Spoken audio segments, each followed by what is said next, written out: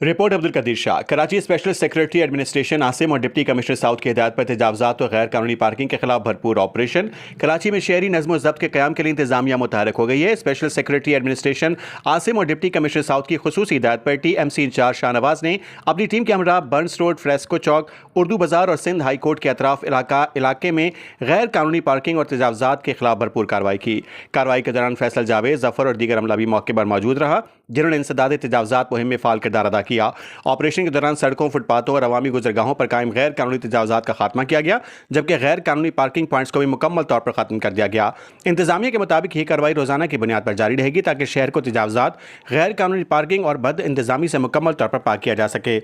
हुकाम का कहना है कि कानून शिकनी करने वालों के खिलाफ बिला इम्तियाज कार्रवाई होगी और किसी भी शहर का नज़्म ज़ब्त खराब करने की इजाज़त नहीं दी जाएगी। इलाका मकीनों और शहरियों ने इंतजामिया की इस मुसलसल कार्रवाई को खुश आइन करार देते हुए कहा कि ऐसे इकदाम से न सिर्फ ट्रैफिक की रवानी बेहतर होगी बल्कि आवाम को महफूज और सहल आमदरफ्त की सहूलत भी मैसर आएगी।